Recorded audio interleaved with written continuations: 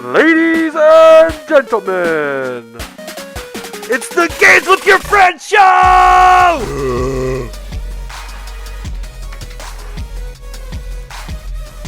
I'm letting you know right now, I've never seen anything like that. Dude, I can't believe we're not all watching this right now. This is a show you gotta see. This is gonna change lives.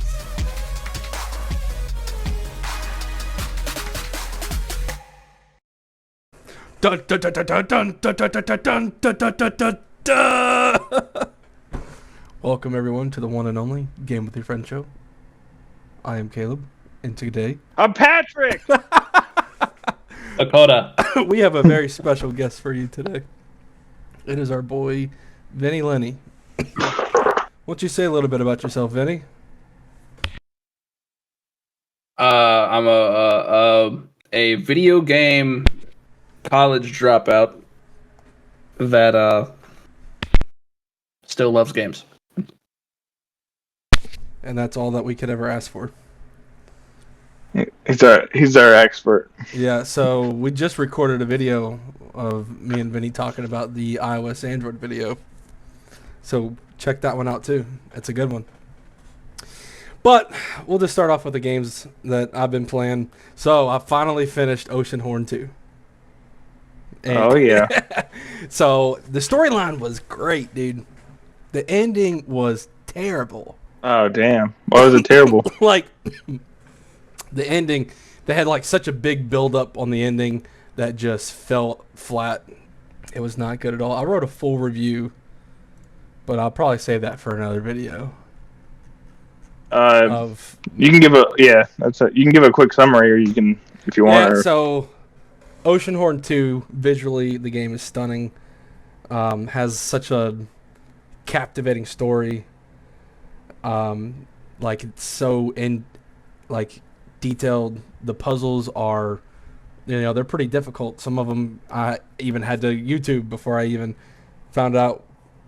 But it's just the ending of that game. The ending was really that turned me off of it, and I'm just like, because like I don't want to like give any spoilers or anything like that. But Was it like Was it like the story, or was it just like vibes, or was it the gameplay? The story was rushed. Oh really? Like it like the ending felt so rushed, and then it just didn't deliver. Like there's so many unanswered questions from the storyline that the ending just did not answer at all. And it's just that's like one of those. It's just like frustrating, but I still think it's a game that's worth playing just because of the storyline is good, even though the ending sucks. The storyline is good, and visually, it's probably one of the best looking like iPhone native games. Yeah, I do plan on playing it. Do you want to go? Does it make you want to go back and try Oceanhorn 1? Or I mean, yeah, I was looking at it. It's a totally different graphic style. Looks like a totally different like type of game, but I really just want to play it just to search for answers. yeah, Maybe if there is any, like I just want to know what like certain things about the game. So yeah, I mean, I think it's like $7 on iPhone, so it's really not bad. I might try it out. that is one thing. It doesn't happen a lot where there's like the same game that's on console and Steam is also on iPhone, but if it is, it's usually like way cheaper on the App Store. Yeah. Sometimes because it's the worst version, sometimes it's the exact same version, just cheaper. So that brings me to the next game that I was playing, which I bought this a while ago, but whenever it like first came out, which was a while ago, but I didn't play it. It was SpongeBob Battle for Bikini Bottom. Is that the same game as the console version? I'm pretty sure it is. The mobile version, I'm pretty sure, is the full game. Yeah, You guys I would know? think so. Because I'm pretty sure it cost either like $15 or $20. I think usually if it has the exact same name, I think it's usually the same thing. If they add like mobile to the end of it, it's usually it's different. That's what I have noticed. So I think it's just a SpongeBob Battle for Bikini Bottom rehydrated, right? Yeah, rehydrated. Yeah, that's the same thing as everything else. So Oh, It should be the same version. Yeah, that's pretty dope though. The graphics, the way it runs, everything. That's a very good game to use with the Backbone. I'd just be chilling in bed with the Backbone, chilling, playing that, or even touchscreen controls on that kind of game. Super easy to use, not frustrating at all. So yeah, I don't really have anything to talk. I mean, the game's been out for a while. I just wanted to know if it was the actual full game. Yeah, I would think so. I can, if you want to keep talking about it, I can look it up. Well, let's just look it up. I have sound. Yeah, you look it up because I'll make a bunch of sounds doing it. Nah, dude, we're watching you right now. Oh yeah. Yeah. Battle. I'm a slow typer. This is embarrassing. Don't worry, dude. I'll speed it up. That way it makes you look faster. You're also a chicken pecker. keep looking down. Yeah, of course, dude. My God, needs to go back to first grade, learn how to type. Get out of here, brother. I'm pretty fast chicken typer though. All right. Yeah, it's got to be. Yeah. It is a port. It is a complete remake, so it should be exactly okay. the same. Well, that's pretty cool though. I like how there are starting to become full games, coming to the app stores. I had the Rehydrate is like a remastered version of that game. That game originally came out on GameCube and PS2, and I actually owned it on GameCube. And I beaten that when I was a kid, and I loved the game.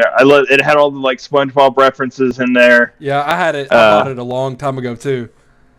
What about Alba? Is that an Apple Arcade game? Alba is an Apple Arcade game, and it is probably the best game I've ever played in 2023, and I beat it in an hour. Oh, nice. So that's cool. It's a really short game, actually. What kind of game is it? It's like a role-playing game, and it's portrait or landscape, so you can play either orientation. I'm pretty sure it's forced to be in portrait unless you have your Backbone connected or a controller. Then it auto adjusts to landscape. So the main goal of the game is to stop a mayor from destroying a nature reserve and putting in a hotel. So your whole task throughout the game is to get 50 petitions by Friday, get 50 people to sign your petition, all while you're going around picking up trash, rebuilding things in the nature reserve. You also have a phone where you're taking pictures of different animals to scan them, and then it logs all the animals that you discovered, and certain types of animals that you discover on the island gets more signatures for the petition, which actually that works out. So getting the petitions and stuff signed, the game is like really easy, but like the storyline it's definitely it talks about at the end of the game, it pretty much explains the message that it's trying to convey or whatever, but it's about our effects as humans, how that affects nature, like all the trash, all the litter, all this stuff that we're tearing down instead of appreciating. That's pretty much like what the game's ultimate message is, and it's like a really good game all around. It's got good storyline, good graphics, and it's really short. You download it, you beat it in like an hour. Sweet. But top tier game, probably my favorite game I played this year. I ain't even lying. It's like a really simple, cute little game.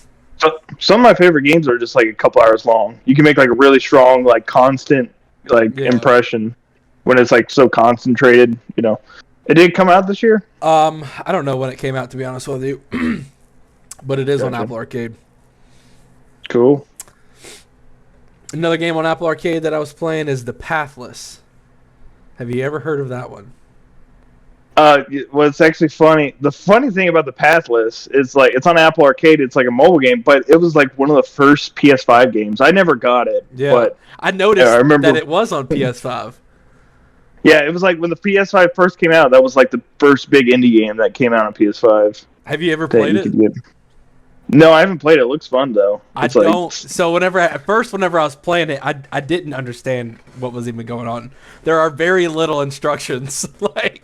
Like it doesn't like say, oh, you need to do this in order to get this or to go to the next level or whatever. It is not one of those games.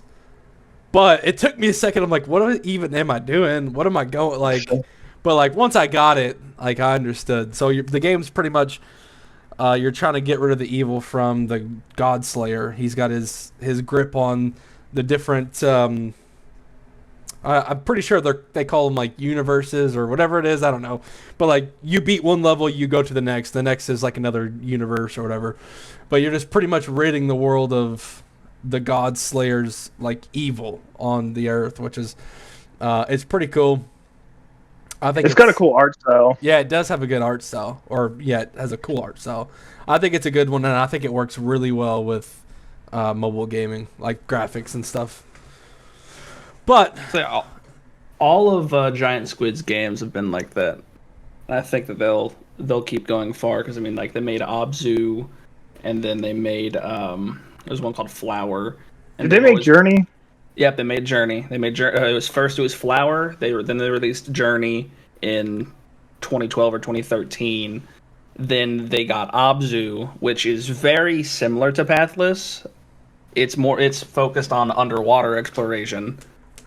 And then Abzu got them really caught on. Everyone saw Abzu and it was really good, and that's what got them their deal to really keep going further and making the Pathless.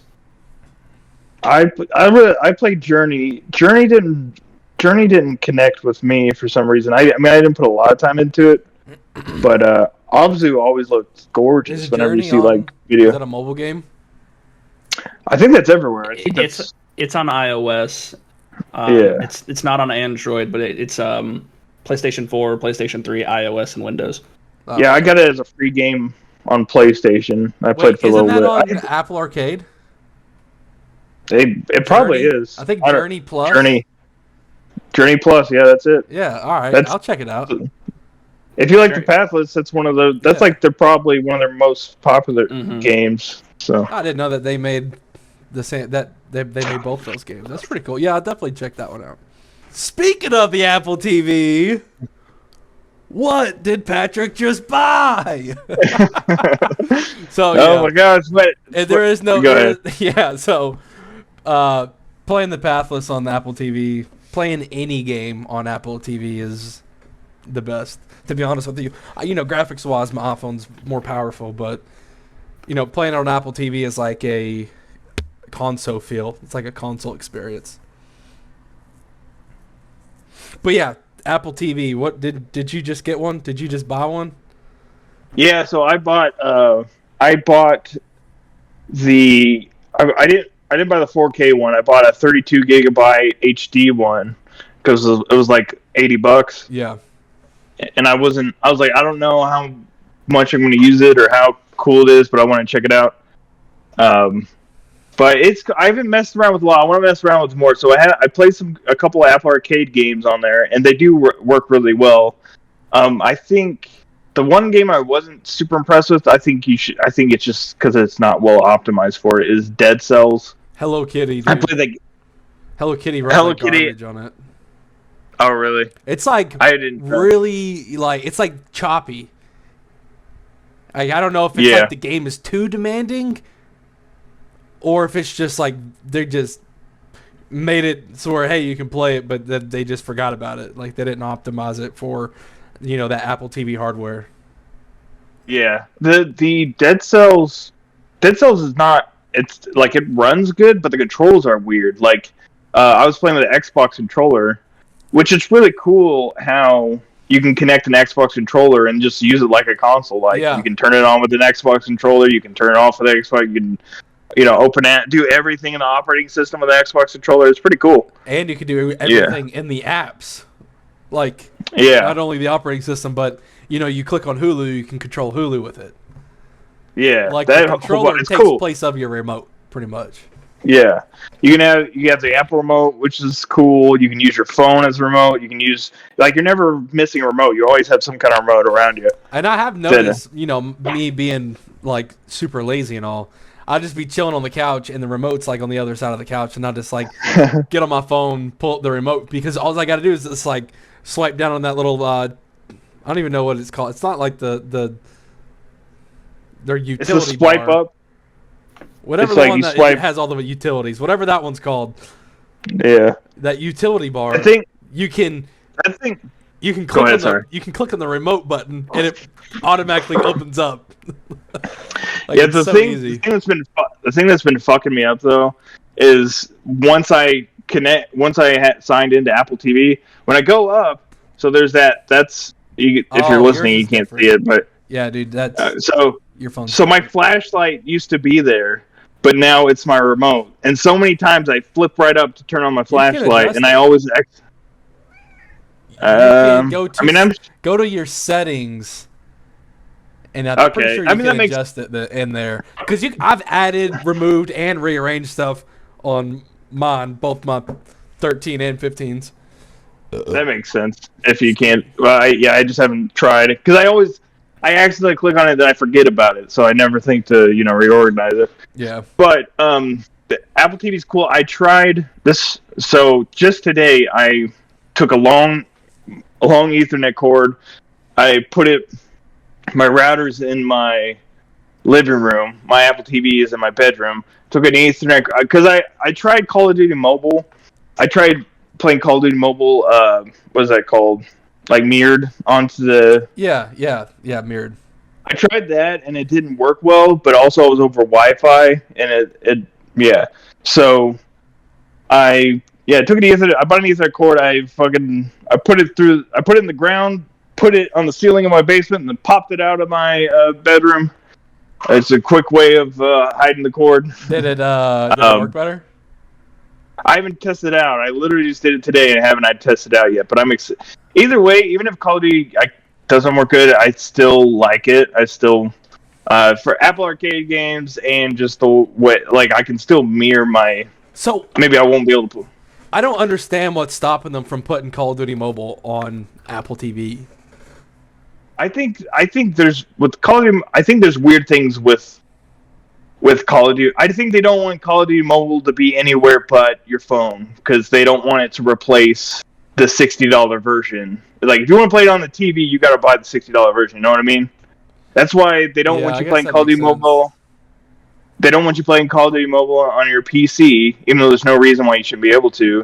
They want to, the mobile version is the mobile version. That's for people because mobile people aren't going to pay $60 for Call of Duty on their phone, but they'll play a free version that they'll buy microtransactions for. Yeah.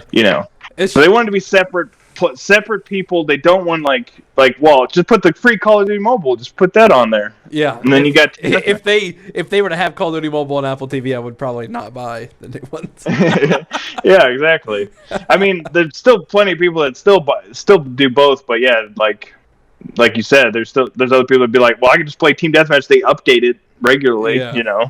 They add shit to it. So, but yeah, I'm gonna continue to test it out. I'm sure next week I'll have more to say about it. But overall, I like it. The Apple Arcade games are cool. I think it's cool. The obviously all the streaming apps work well, but that works well on everything. One of my favorite things about the Apple TV is how the Apple Fitness connects with your watch. Oh, I haven't messed with that at all. Yeah. So even your Apple TV, you can either connect it to your phone or your watch, and it'll ask you every time you open up that fitness app. But you could just connect it to your watch, and it'll track your workout on your watch, and it'll display it on your TV while you're doing the workouts with the people and stuff like that. So it's actually really cool how they implement it like that. Yeah. Yeah, there was a game. I actually only played it on the Apple TV, but I want to play it on my phone because I feel like it actually would be a good touch game for some. But it's called. I don't know how to pronounce this. Taiko Pop Tap. It's a game that's been around. Yeah, I saw that you were playing it. And I was like, I saw that. I was looking on the Game Center, and I saw that you were playing that, and I was like, oh, that actually looks like a kind of fun game.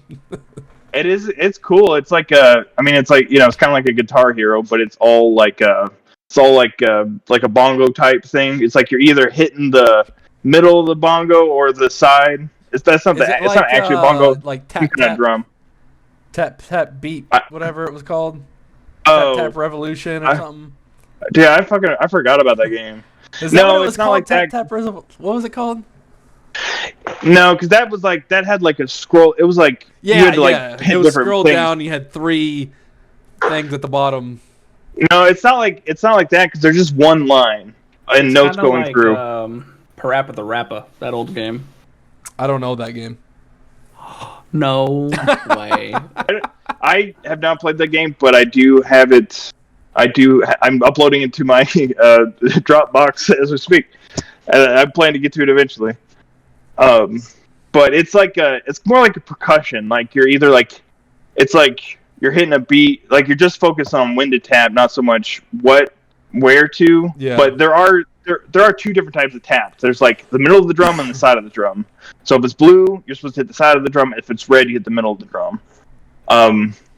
But there's a whole bunch of songs in there. There's like a ton of like anime openings, like to all the animes I watched. Like there's like Spy Family and Demon Slayer and like Studio Ghibli stuff, and there's Disney songs. Oh, there's dude, video game. They got Moana on there. Can I tap along to Moana? Yeah, they actually do. They have the what is it? 'Cause I'm shiny. That song. Wait, what song? That's the more the crab. Wait, is that Moana?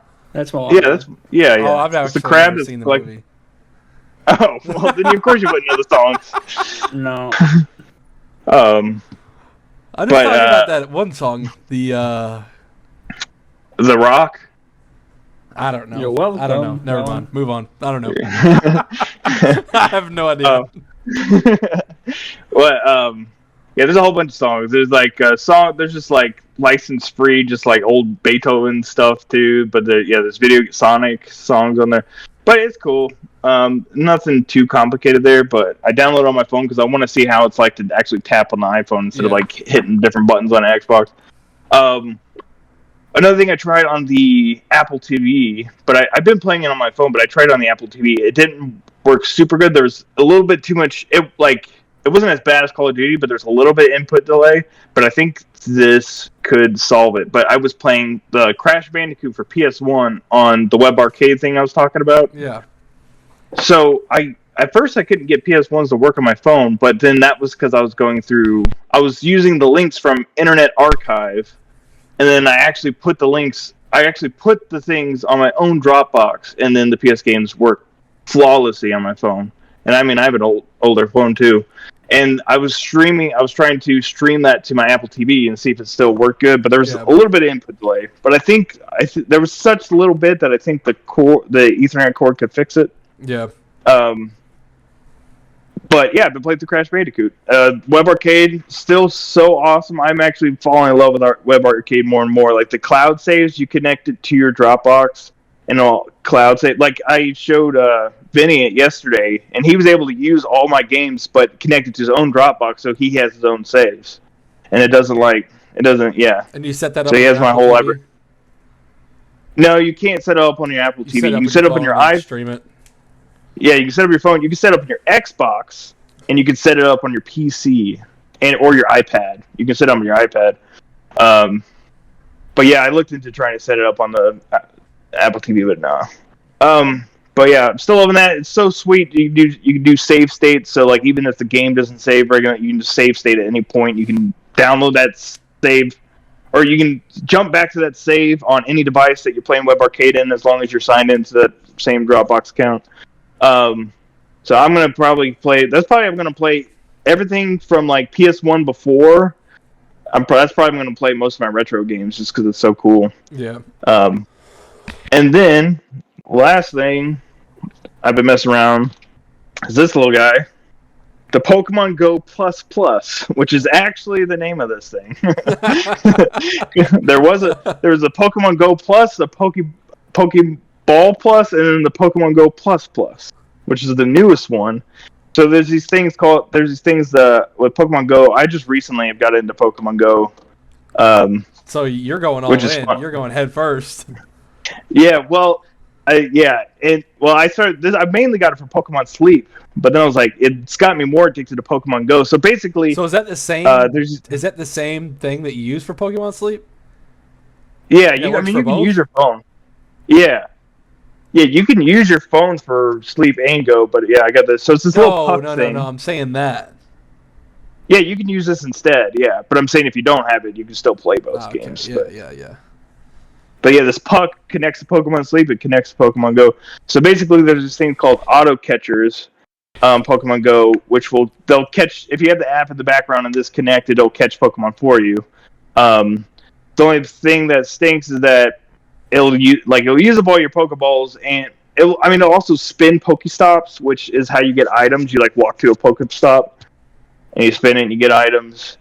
This will auto spin Pokestops, which will get you items, and then it'll auto catch. So the auto catch is there's a Pokemon around you. It'll throw a Pokeball. If it misses, the Pokemon's gone. You don't get a second try. That's the only bad side of this. If you were playing it manually, you could have several tries. Yeah. But if you weren't planning on doing it manually anyway, I'm just driving my car. I have this thing sitting there. Does it vibrate? Yeah. So you could set it to auto catch, or you could do it manually. Well, not manually, but you can. So okay, there's a language to this. It glows green when there's a Pokemon around that you already have in your Pokedex. If you have auto catch on, it'll automatically throw a Pokeball at it. If you have it off, it'll show green and you tap it to try to catch it. So you're I don't want to catch something I already have, so I'm just going to annoy the green light. So you tap it, it'll blink white to say it's throwing a Pokeball. Red means that it missed. It'll glow up a whole bunch of different colors like rainbow if it catches it. Yellow means it's not in your Pokedex. That one you can't auto catch. You have to manually hit the button if it's yellow.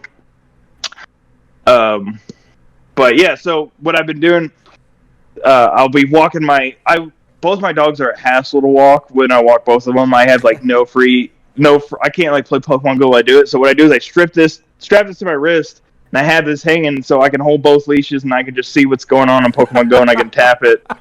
So nice, dude. Yeah. So you're breaking the system. Yeah. So always got to be playing a game, dude. Always got to be. Even in your sleep, dude, you just sleep in a game. Yeah. And then, mentioning that, I'll get to the sleep part.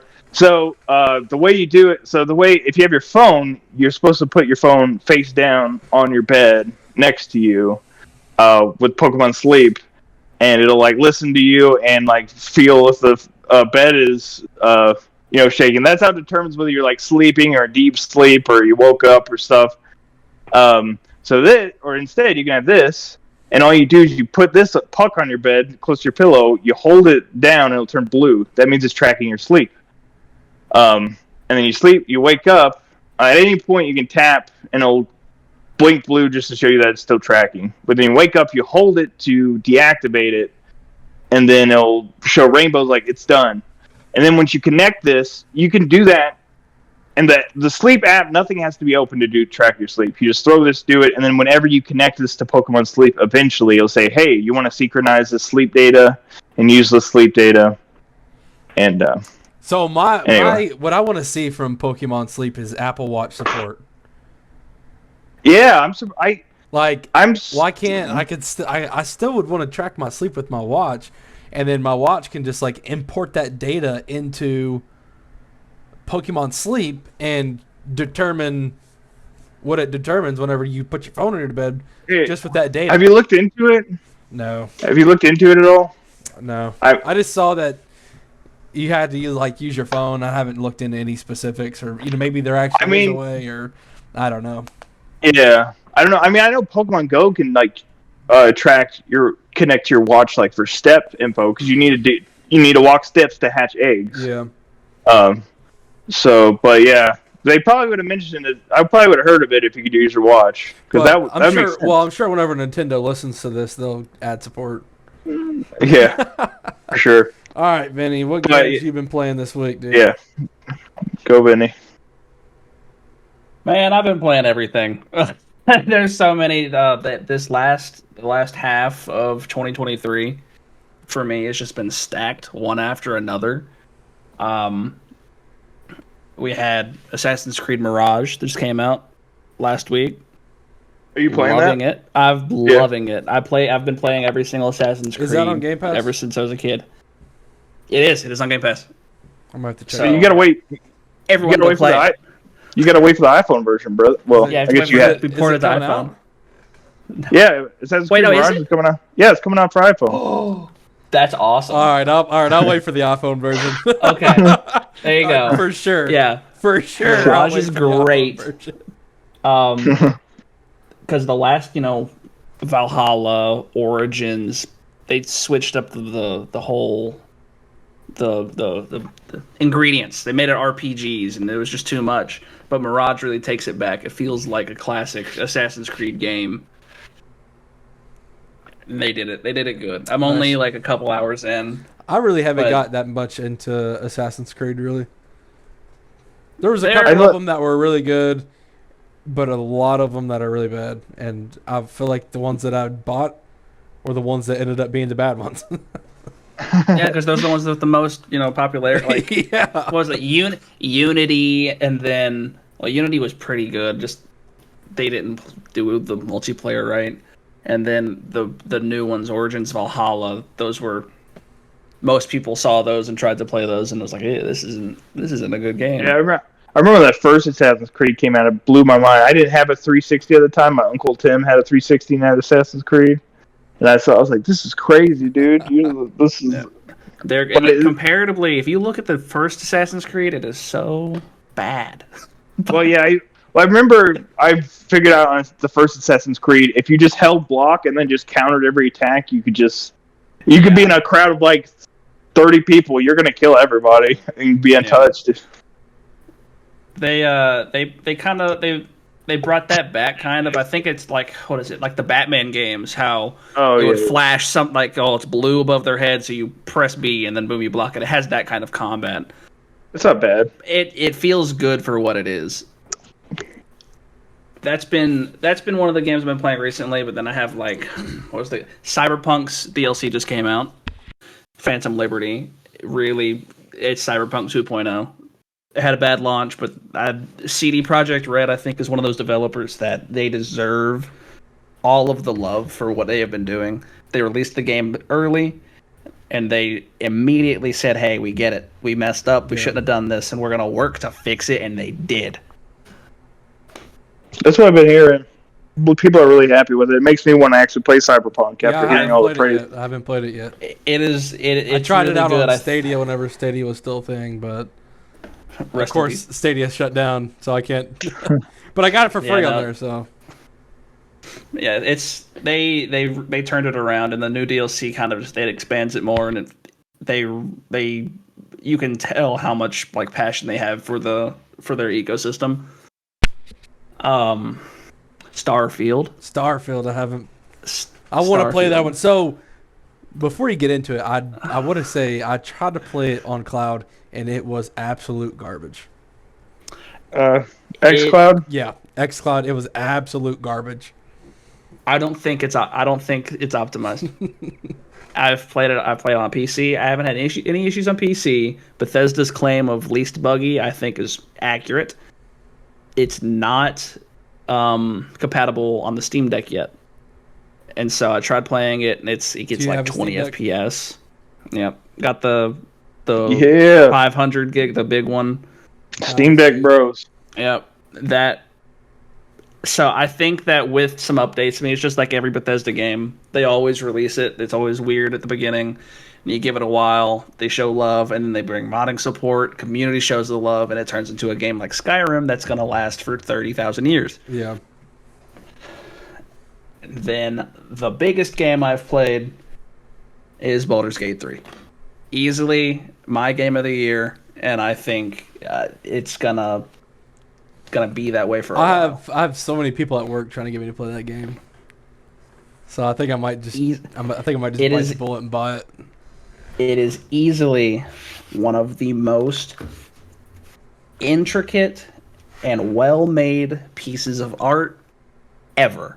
Yeah. When that came out, my news feed was always full of other developers claiming that people should not look at Baldur's Gate 3 as a new standard because they're terrified that its standard is going to ruin everyone else. The amount of love and the community feedback, it was in alpha for 3 years. They got community testing, the amount of research. The guy their lead producer, spent like 20,000 hours over his life, doing Dungeons and Dragons. And so when he got the job, he was easily one of the most proficient and professional of that situation. And so he was really good at that, and it really shows. And then they worked with Wizard of the Coast, and people didn't like that because, like, of course they're gonna have a good game. They're partnered with them. It's like, okay, that doesn't mean anything. Other games could partner with people. Yeah. And so it really goes to show how good if a team of people works together and does it for the love of their hobby. It shows that they can really put out some amazing games. And most games that come out now are rushed and really comparatively feels like it's in for the money. Yeah. Yeah. Baldur's Gate 3 looks really awesome. I think if I got the, I would have next month gaming budget. Are we doing that? Maybe. Maybe we'll talk about that in the beginning of next month. But yeah, there's so many games I want to play though. I have 2 like full price games I pre-order for next week, which is Spider-Man 2 and Mario Wonder. Now is that Spider-Man 2? Is that a new game? The Insomniac one. And that's it's the new Spider-Man 2. That's gonna be good. PlayStation exclusive. Yeah. For now. PS5 exclusive. I told you though, I'm playing. It's going to be a test of remote play because my plan is to play most of that game through my phone through remote play because my stepson. I have noticed remote play is fantastic. I have my Xbox connected to Ethernet, and to the Series X. Yeah, to the Series X. Run up to Ethernet, and it just works out so perfectly. But xCloud does not do the same. But yeah, I did not do anything about like any of these tests in the notes. What do you mean? Oh, you're good. I mean, we can just keep it. So keep the conversation. We'll say that for a later time. But remote play on my phone with the backbone, it was so perfect. I was able to, play games like Madden with perfect quality, no input lag, or almost zero input lag, and it felt great. Versus, I did try to play Call of Duty, and there is just a little bit of input lag that just throws you off. So I couldn't be able to play like a first-person shooter through remote play. But any other game like that, I could easily do remote play on my iPhone and play through the entire game. So yeah, remote play on your PS5. It's gonna I'm interested. I even test also the PS5. I now have an Ethernet cord plugged up to my PS5 because I was surprised. I never thought remote play would be that great of a feature, but I tried it over Wi-Fi, and it actually worked pretty good. So I was like, all right, I'll get an Ethernet cord going downstairs. And, oh, yeah. I remember when remote play came out. Go ahead. It was, when it came out, I was like middle, so it was probably like 10 years ago when it first came out on the PlayStation 3, near the end of its life cycle. And back then, over Wi-Fi, I remember laying in bed and playing like Binding of Isaac and stuff on my phone, streaming it from my PlayStation. Yeah, I remember. I had a. Did you ever see those PlayStation TVs? I know that that's what they're called in America. I bought one of those at like discount on Walmart or something. And I had a PS4.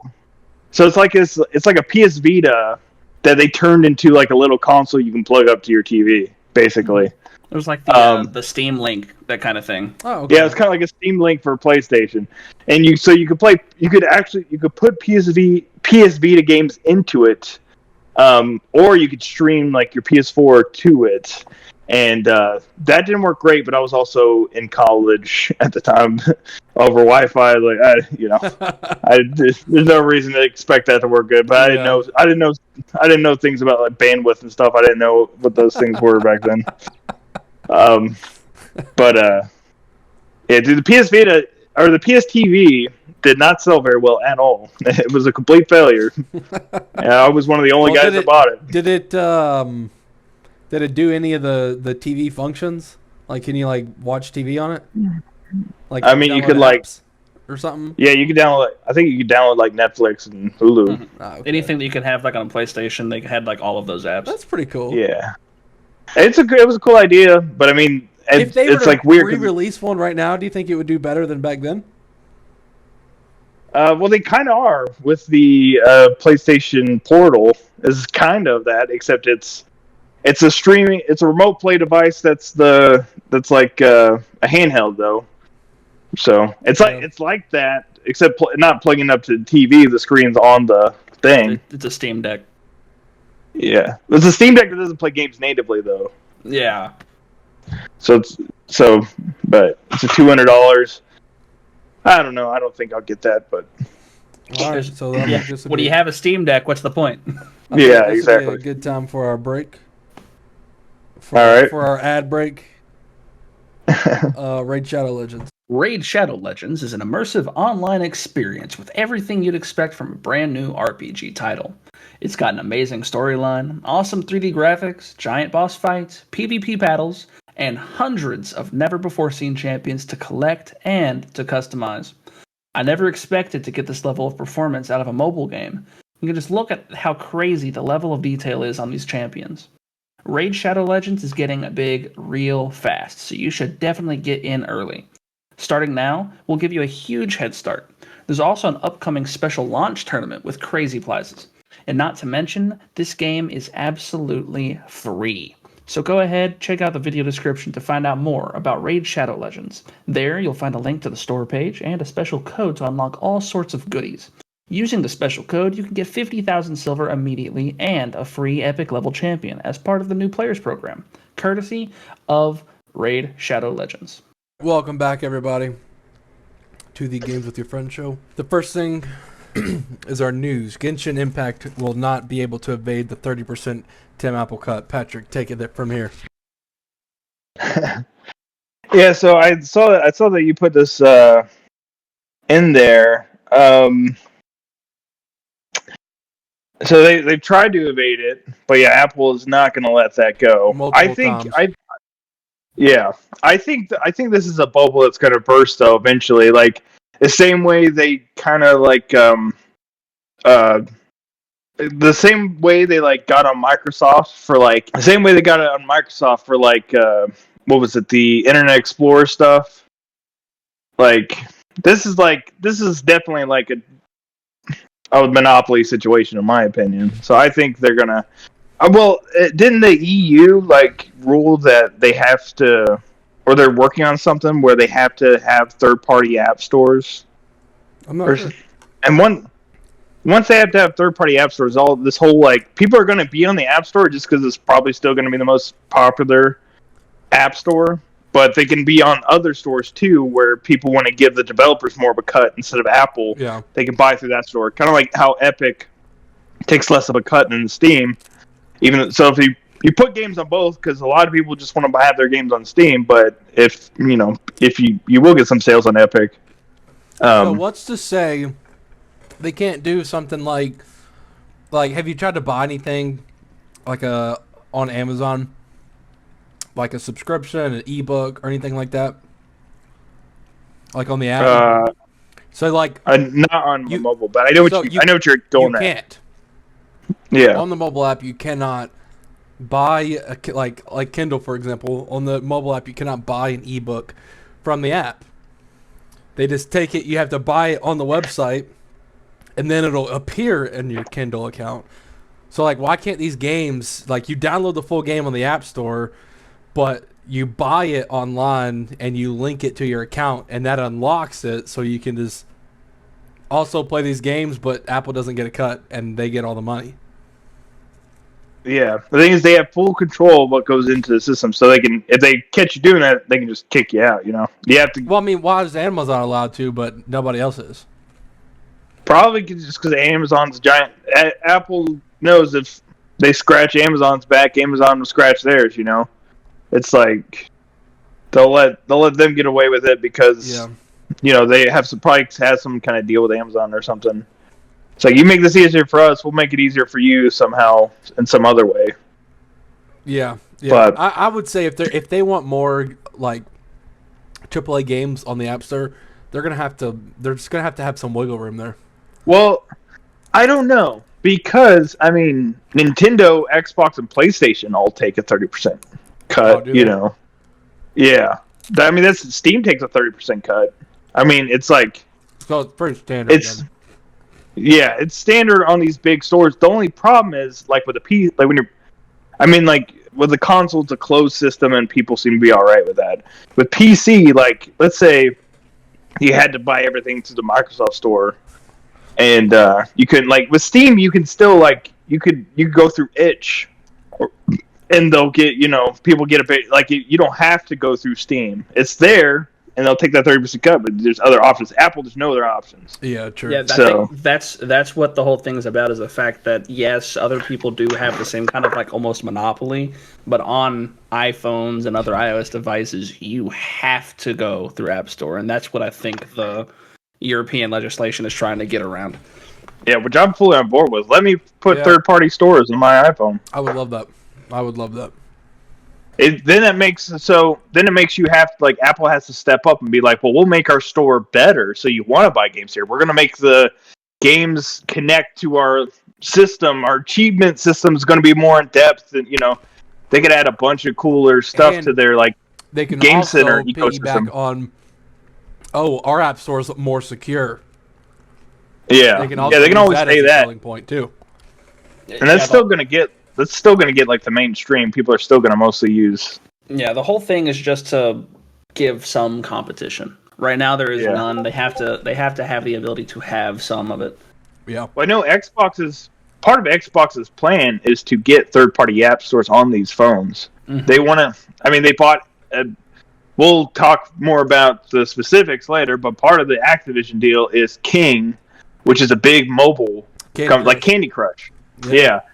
They want a big part of it. They want to be on mobile too, so they want to have their like Microsoft Store on Apple phones, and especially because like Apple can just say like, we don't want xCloud to be a native app. You're not allowed to have a bunch. You're not allowed to have a bunch of games going in and out of one app. We have to prove of each game on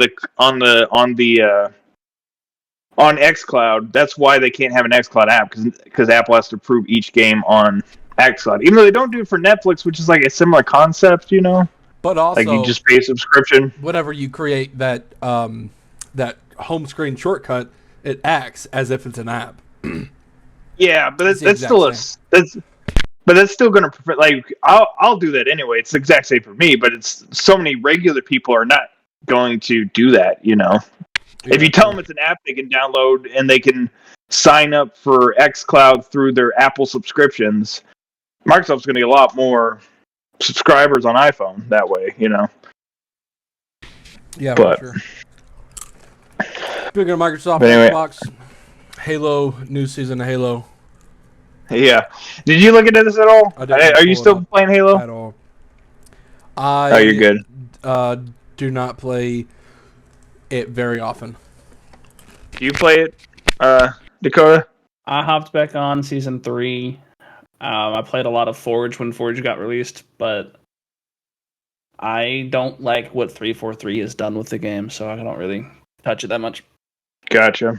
I don't know. People are kind of popping off about this new season for a second, but it seems like it's already kind of on the news cycle. But they're adding there's a new battle pass. Not a big surprise. Like, it's all like flood themed skins, but I think they're adding some game modes that people are excited more than anything, and some maps. I think the big thing is like there's an extraction mode, like was it DMZ and Call of Duty? Yeah, like Halo. I played that in Halo 4. Yeah, it's a Halo 4. It's a Halo 4 thing they're bringing back. Yep. So some people were hyped about that, some new maps, and that was pretty much it. I don't know. People were popping off and making it seem like a big deal, even though I don't play Halo. I was like, oh, cool. I don't know anything about this, Caleb. Of the Pokemon Go co-op experience. Have you looked into this? I was I was just scrolling through some news articles on Apple News, and I saw that, and I knew that you played Pokemon Go, so I included it. But it looks like, Oh damn. from what I read, and I read it a few days ago, it's not too fresh in my memory, but you'll be able to do more like co-op mode. So you'll be able to battle with people who are around you and stuff, and be able to like go on journeys and stuff with them. Gotcha. This is probably very similar to, so I played Pikmin Bloom, and you'll send your Pikmin out to fight mushrooms, but you have to like walk up to the mushroom, and then like, so if my wife wants to fight the mushroom with me, she's got to walk up to that same one. But now you can call somebody, a friend from no matter where, you can call them in to help battle. So I'm sure stuff like that. It's probably like gym battles and stuff like that. You gonna play Pokemon Go co-op with me? All these games? Yeah. I'll download that. Gonna get your plus plus? We'll go around with our little plus pluses. Maybe. You made me think about getting a plus plus. It's fun. If you want to make your walks fun, or you want an excuse to walk around more, it's helping me. It's like, I just think it just sounded busted. I mean, that's exactly what it is. It is pay to win, really.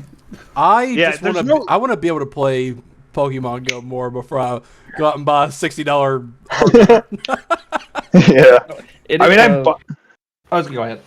I was just saying, I bought it mostly for Pokemon Sleep, which is funny. I was like, I'm just gonna buy it for sleep because I don't want to put my phone on my bed anymore, but I want to keep playing Pokemon Sleep. There's no reason. There's no reason in the world why you couldn't auto catch with your phone and the thing in the background. You could do everything this could do on your phone, but they know what they're doing. They know what they're doing. And it is a cool little accessory, so fuck it. I like it. I don't know. I'm a dumb American consumer. $60 is worth the accessory alone, dude. Yeah, right. It's a little cute little puck thing. I'll put that on my freaking belt loop, bro. Hell yeah! It has a way to slap your track you're sleeping within it. That's a lot of technology in that little piece of plastic. Yeah, it is cool. I like. But yeah, so yeah, you got to play some more Pokemon Go, brother. That's interesting because I think like back when Pokemon Go first came out, that was a big thing they talked about. Was the going around with your friends and doing it, but on the release it was underwhelming. So I wonder how long they've been thinking about adding this. Yeah, I will definitely get back. I was really into Pokemon Go for a while. When it came out, when it first came out, I was really into it. Yeah. So I remember when it first came out, I was like, no, I don't play mobile games. This sounds lame, dude. You guys are all lame for playing this. Don't talk to me about Pokemon Go. And then now I'm like the only one playing it. Yeah, now. I remember me, MC, Patrick, Josh, you, Thomas, all walking around his neighborhood. We were all playing it. I don't know if you were or not, Team Mythic. That's what we all were doing. Team Mythic all the way, boys. Huh? Team Mythic. Dude, I'm Team Mythic, brother. That's the ice one, right? Mm-hmm. Yeah. Articuno. When that came out, I had a blue T-shirt, and I spray painted Articuno on my back, and I repped it. Nice. I played that. Go ahead. No. Go ahead. Okay. Did you try that Monster Hunter one that just came out? I'm actively playing it. Oh, nice. I liked it. I don't know. I was playing it by myself. I got to like level 20 something. I was enjoying it a lot. I'd like it, especially after you get the different weapons. But I think I was playing Pokemon Go, Pikmin, Pokemon Sleep, and Monster Hunter, and I had to let one of them go. It was getting too much, and I chose Monster Hunter. So I really enjoy Monster Hunter. I think that this is the way that newer active AR games should move towards, because it's not as AFK, Pokemon Go. Yeah. It's just you click a thing, you throw the ball, ta-da. You battle sometimes, but with Monster Hunter World, everything you do is you doing something, and it feels like a game designed for your phone and for what it does. Shit, man, maybe I need to re-download it. It was. I did like the combat. I've been having a blast. Yeah, it feels like I'm playing a normal Monster Hunter, just with a little more simplified combat. So I'm gonna throw it to you, Dakota, since you're a genius. The Microsoft Activision Blizzard deal is like completely through, right? Basically, Yep. like it's done deal. Done as of Friday the 13th, set in stone. Microsoft owns Activision. Took 1 year, 8 months, 26 days. Cost them $68.8 billion. But Microsoft and Activision together. These cowards don't want to round it up just a little bit and say 69 billion. Yeah, no, I mean, you never know. They might have, it's probably just like, what's this worth? What's this worth? And they did all that math. But I mean, now they have Call of Duty, Overwatch, Warcraft, all of those games, Hearthstone, Diablo, It's insane StarCraft. to think that Microsoft owns all that. Now. That's crazy. Crash Bandicoot, Guitar Hero, all of those are now under Microsoft. And if it's anything like what they bought Bethesda, I think this is a good thing. Because with Bethesda's stuff is a good example because they've always been known to be like the people who put out games that are really good, they're always really buggy. With Microsoft purchasing them, that's, daddy over there saying, hey, you can't just keep releasing all this. You need to work on it and make it better. And so I think it's going to fall in that same category. Microsoft's really going to crack down and say, hey, if you're going to release stuff, make sure it's good. Yeah. Hey, they need to do the same thing with 2K, bro. They need to buy 2K out. EA games, dude. All those sports games. Every EA game. Every EA game ever. Oh, imagine if Microsoft was there and they helped them make Titanfall 3. Oh. We're never getting Titanfall 3, brother. Someone made a teaser trailer, and we don't know if it's real or not. It looked and sounded real, but everyone's keep being skeptical about it. Dude, Titanfall 2 is such a hell of a game. Dude, that campaign. The servers came back online a couple months ago. Then they found out, because on the Xbox, you can see other people, even if you're not friends, and see their activity.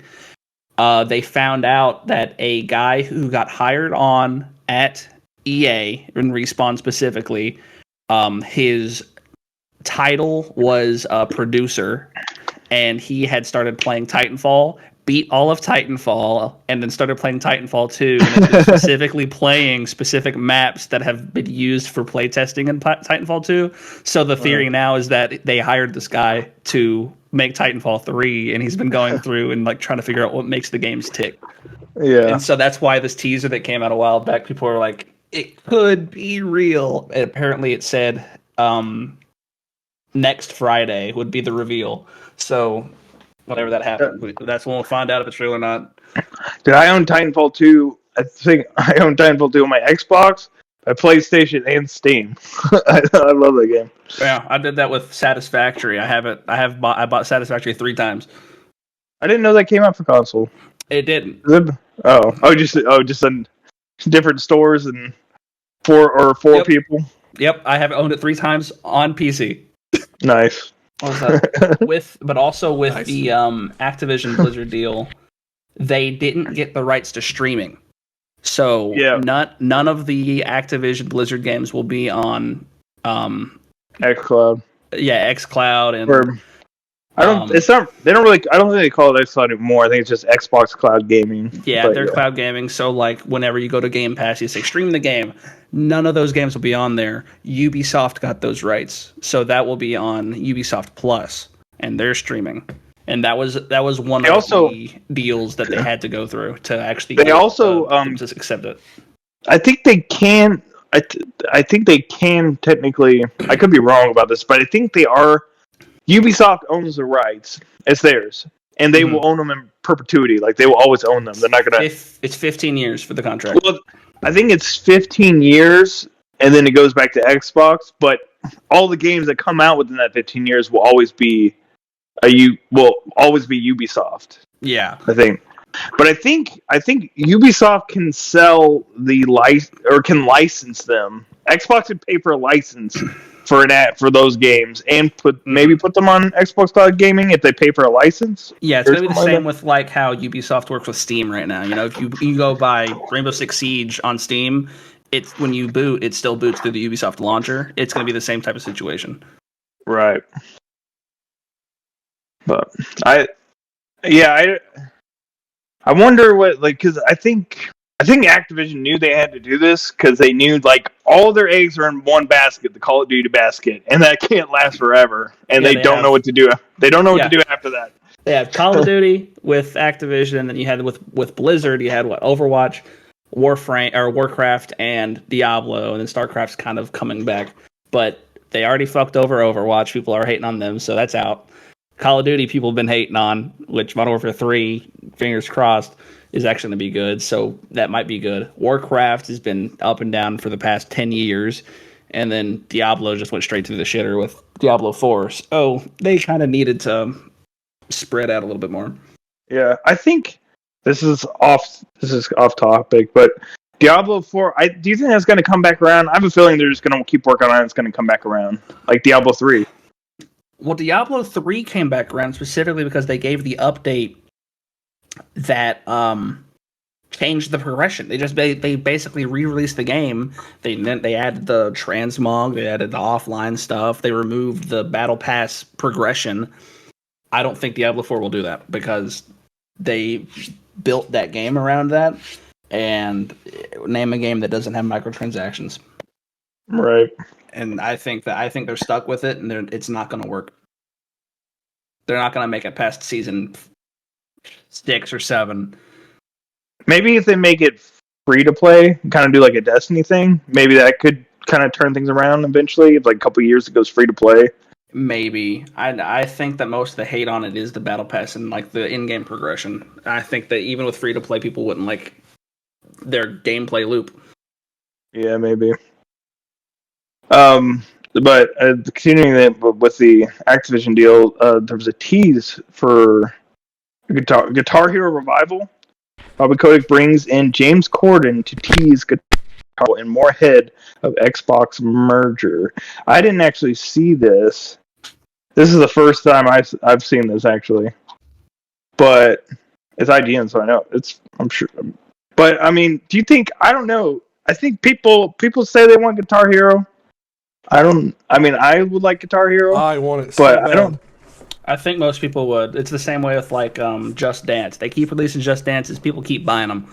If someone released Guitar Hero, we would all buy Guitar Hero. Yeah. Oh yeah. Of course. You have to think of how different, because it would be the same, but like even just the guitars. Back in 2008, the guitars were awesome, and they kept releasing them. And they kept getting better. And then you had Rock Band, and somehow they just kept making it feel better. With today's technology, who knows what the game would even look like? You can probably even do a real guitar. Have an That's option. Rocksmith. Have a mode. We don't talk about Rocksmith. Yeah, you can already. Yeah, they do that on Rocksmith, but I don't think. I never got there's a reason to work on Rocksmith, by the way. Like I tried it, and I never no one did. No one did. Oh, really? But I don't know. The problem is with like Guitar Hero and Rock Band is like these retail stores have to have all these plastic instruments, taking up all their electronic space, which I think that was part of the reason it died. It's like we don't want to sell this. Yeah, but crap. we have Amazon now, space. dude. It's not like it's not like we're going to go to Walmart and buy our electronics. We're just going to order it on the internet and get it shipped to us. That's what we always do with everything.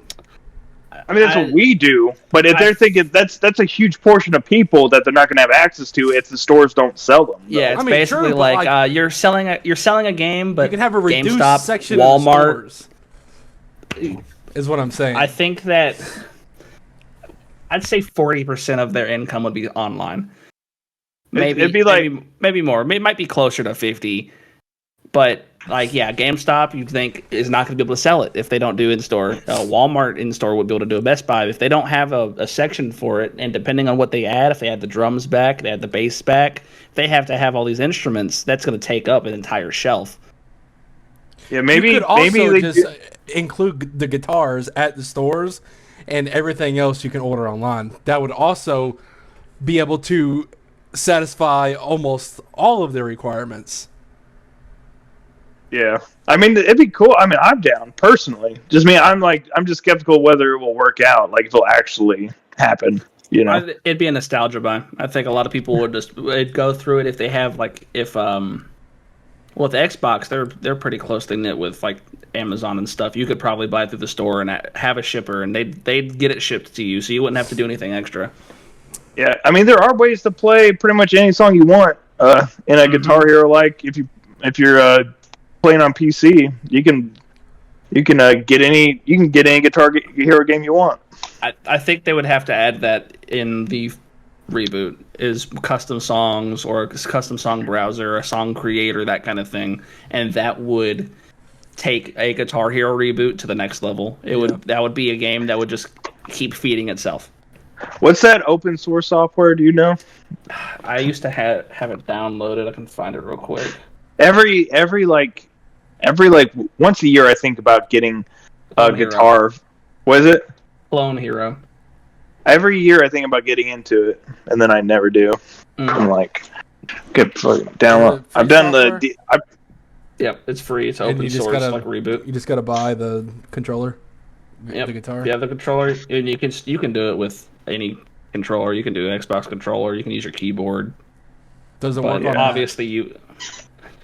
Yeah, no, it does. It's Windows, Mac, Linux, and Android. Nice, no iPhone. Sorry, but hey, I've done. It's the same kind of thing they do with I've done it with DDR because my wife loves TDR. Mm-hmm. So I just load it up. Revolution. Yeah. So she's got like plastic mats for like every system, PS3, PS4. But she's got one that she can plug up to her MacBook. But I just download a whole bunch of songs and. Dude, let's get into that. I used to play DDR. No. That Guitar Hero thing. I'm down. Clone Hero, you can do multiplayer in Clone Hero too. Clone Hero. I'm gonna start going on. Yeah, I'm gonna look on eBay this week, see if I can find some guitars. I watched. There's streamers I watch that only do Clone Hero. Like that's their only thing. They just they'll just play like whatever song somebody suggests. They'll play like weird meme songs and you can get a Guitar Hero guitar for less than $100 on Amazon. Dude, that'll be our opening segment for the Games with Your Friend show. We'll play one song of whatever. A rock off. Oh, Can you add your own songs? Yeah, they have. You can go. And find I will make a Games They have with Your Friend song and add it, and we will play it. As our intro. That would be awesome. I'm gonna do that. We're gonna do that. Yeah. All right, I'm down with that. That sounds awesome. Yeah. Oh, this right here, Leak controller. This direct-to-cloud controller. It's what Stadia did, and that worked out fantastic. So, what I don't know. What do you guys think? I mean, I'm a little biased. I feel like Bluetooth. I was one of the lone Stadia supporters. So, and this is kind of like Xbox is doing what Stadia did, and I mean, this makes sense. I mean, it makes sense if you want to get into cloud gaming. Do this for sure. For me, I don't know. Yeah, I don't know. I'm cool with cloud gaming. It's just not consistent enough for me. Like, it's just like not consistently good, and I don't know. See, no matter what. I have a different experience with cloud gaming. In my apartment, when everything, I have everything connected to Ethernet. Not everyone can, but where your internet's located versus the device that you're playing on, sometimes you just can't make that happen. But whenever I plugged my TV into my router, like Ethernet, plugged my TV up to Ethernet, I was able to play. And whenever you came over and we played Fortnite on xCloud. Yeah, that was the TV. That was with the TV. That was the app, the Xbox Cloud Gaming app on my Samsung TV. Yeah, the native xCloud, whatever Xbox Cloud Gaming. But I'm just going to call it xCloud because that's what it is. That's what it should be. I mean, we know it doesn't matter either way. Yeah. Yeah. So the native Samsung app on there, or the native Xbox app on the Samsung TV, it ran Fortnite perfectly. There's like practically no input lag at all. And that's what I've consistently got. I mean, maybe because I pay for, 1 gig internet, and I'm the only one that uses it heavily. You know what I'm saying? Right. I like Xbox's plan. They have the best plan with cloud gaming. They just need to make it work consistently. I like that. I buy a game. I know you can't do this now, but I'm pretty sure this is what they want to do. You buy a game. You can download it on your. You can download it natively on your PC. You can download it natively on your Xbox, or you can play it on the cloud through anything. You know, if when I buy the game, I can still download it natively if I want. But it like maybe I'm on my phone. I want to pick up my save on my phone somewhere else. That's perfect. I don't want my only like. I'm not gonna. I don't think until like cloud gaming is like completely infiltrated like the mainstream and like Stadia. I was never comfortable buying a $60 game because like if this thing crashes, it's not going to be a big deal. Like I'll buy my games through Steam because if Steam crashed, that would be a ginormous deal. You know what I mean? I mean, it did crash. They shut it down, but they just that's what I refunded meant. everyone everything. Yeah, so that's the thing. They did refund. There was no loss there at all. Like I got to play but they could have not and experience all these games to the cloud, and I pretty much got to do it for free. And I got free hardware. I got a free controller. I got free Chromecast. Everything was just free. Yeah, But I mean, they could have not though. Nothing said they had to. They could have. They could have easily not refunded. They wouldn't be the first company to do that. But a company like Google, they almost have. They're backed in the corner. They almost have to if they want to maintain their reputation. And a reputation for a company is often more valuable than money.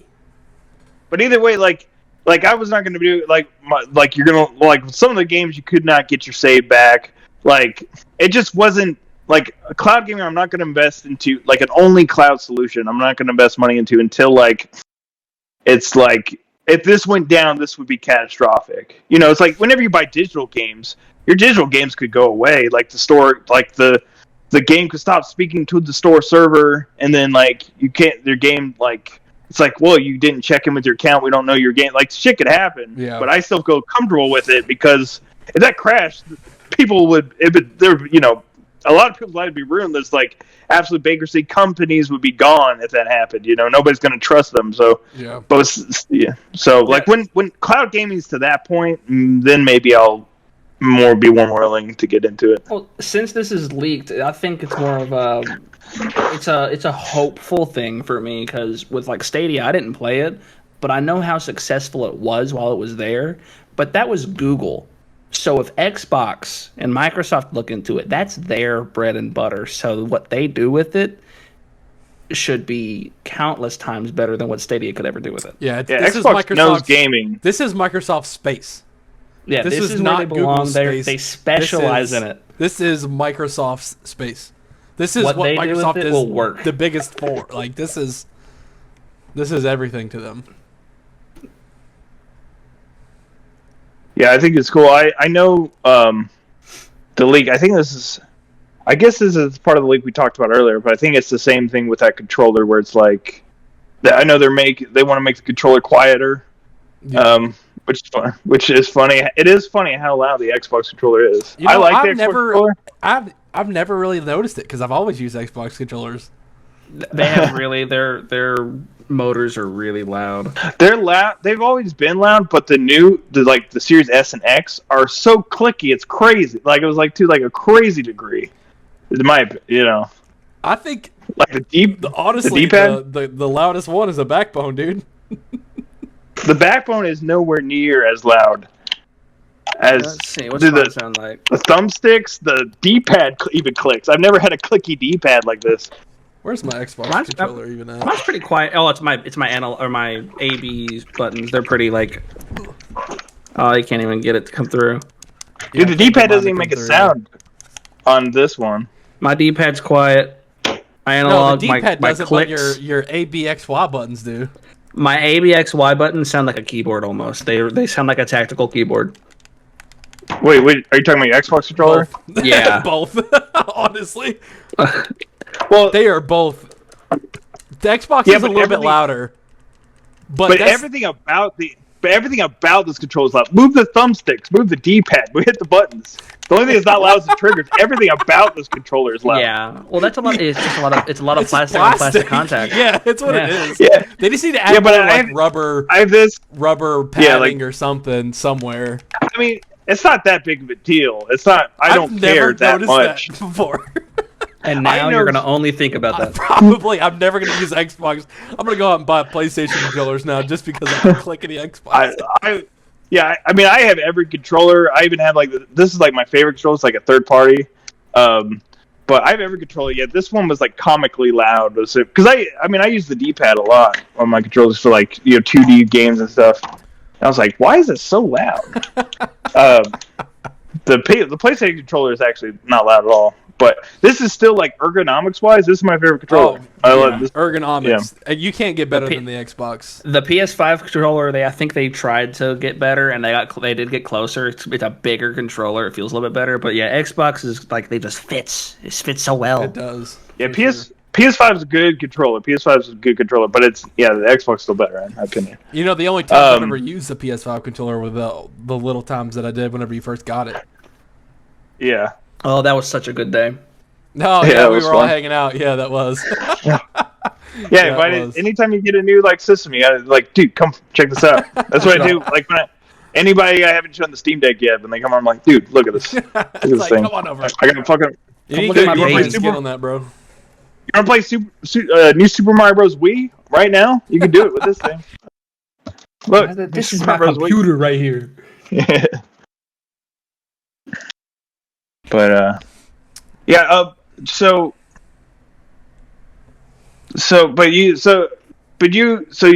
you've been liking remote play a lot though too. So you've been doing that more than cloud gaming now. Yeah, just because the games that I want to play aren't on the cloud, or the one game that I did want to play that was on the cloud just wasn't optimized. Yeah. I feel like the only good there's a lot of cloud games on there, but the only one that's Perfect, I feel like it's Fortnite. Yeah, dude, I've been having every device, every system, everywhere. It's just perfect. I've been having I think they probably prioritized people that actually pay for xCloud or Xbox Game Pass Ultimate. They probably prioritize because I don't have Xbox Game Pass, but you play Fortnite for free through the cloud on your phone. Yeah. But lately I've been getting messages there's a lot of people online. You got to wait 30 minutes. I'm like, what? Oh, I've never had that on Xbox. I never had that on my Steam Deck when I did remote or when I did xCloud, but on my phone I've been getting those messages. I'm like, I wonder if it's because I don't have Game Pass anymore, so they don't prioritize me. Maybe they might also try to pair you with people in the same device. So 100 people in the lobby, 80 of them might be on mobile. And I'd probably say that mobile is one of the biggest for Fortnite now. And so there's not be enough space. Maybe. Yeah, maybe. That could be it. I wish they'd just bring Fortnite back to iPhone, but yeah, that's that'll never happen. Whenever Apple gets rid of their 30% cut or third-party marketplaces, that'll never happen. Never. I mean, it sounds like third-party stores are close to happening. If that happens, then they would probably put the Epic Store as a downloadable store. Well, then everybody can hate on the store there too. It should be happening because it's the law. So either they do it or they can't exist in Europe. It is the law? Yeah, it is. It is a part of their DMA. It's the Digital Marketing Act or whatever. It is European law. I wonder if it comes into act a certain, or it comes into that's the maybe only reason we got the USB-C on the iPhone 15. Yeah, because apparently March 5th is their deadline. March 5th. I wonder what that means. Does that mean from now on any device they make has to have it, or do they have to update every device they're supporting to be able to have it? Let's see. Allow developers to use the third-party payment platform for app sales and in-app purchases. Oh, dude, Fortnite's coming back, brother. Fortnite's coming back. You heard it here first on the Games with Your Friend show. Fortnite is coming to iOS March 5th. Hell whatever day the deadline is. I'm down, dude. I want to play Fortnite on my phone. That's all I want in my life, and not play through. It seems like iMessage is also in trouble because of the DMA. Oh yeah. Oh, because the DMA also is about cross communication, and iMessage doesn't work with everybody, and so they're saying that an iMessage user should be able to message a WhatsApp user and vice versa. And so apparently that's also something they're getting in trouble for. In the United States. They might do that in Europe. They will never do that Well, here. It depends how easy it is to cut it off. Like if it's too hard to separate. That's No, not what I don't no. think that's Apple's thing. Apple loves the fact that iMessage exists. That is a big thing. All of their money on iPhones simply because iMessage exists. I don't care how hard it is. They will never do that here unless it becomes law here. They will never. Yeah.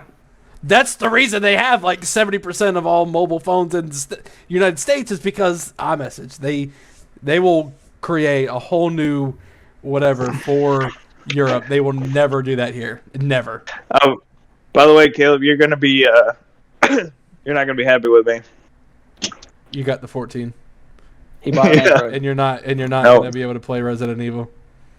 No, but I can still let's see how it goes. If they keep putting these big games out for only iPhone 15 Pro, I'll have to convert eventually. But I don't know if I'll keep doing it. But either way, I can play all my games that I do play now faster, and I'll have 512 gigabytes of storage. And I bought it refurbished, so I bought it refurbished, unlocked on Amazon. You know, iPhone 15 also has a 512 gig option. Yeah, but that's what I got. But if I got a 15 Pro 500, it would have been, and then a new backbone would have been like $500 more. Oh, yeah, dude. I mean, my phone alone was $1,400. I paid like $1,700, or I paid like $700 instead. So.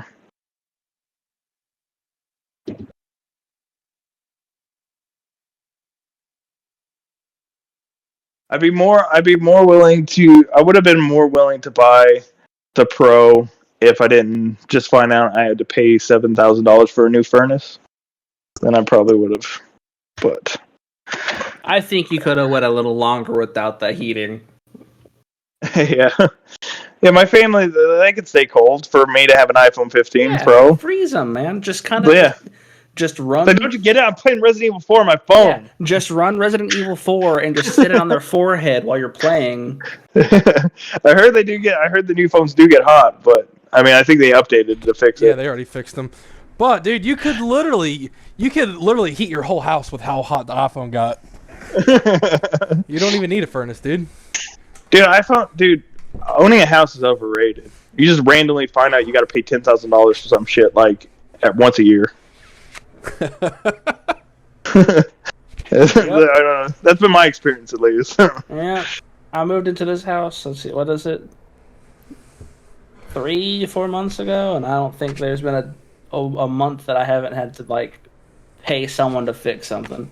Yeah, there's always something. It's not, and it can just randomly be like $10,000. Like it was the other. Like you're like $7,000. I had a dude come in. He went upstairs and he changed a wire to my unit in my attic, and he charged $1,500 for it. And I said no. Yeah. I was like, I could have done that for $50. Yeah. There's another thing you gotta fucking watch out. All right, well, that concludes the Games with Your Friend show. Thank you, everyone. Ba-da-ba-ba-ba-da-ba.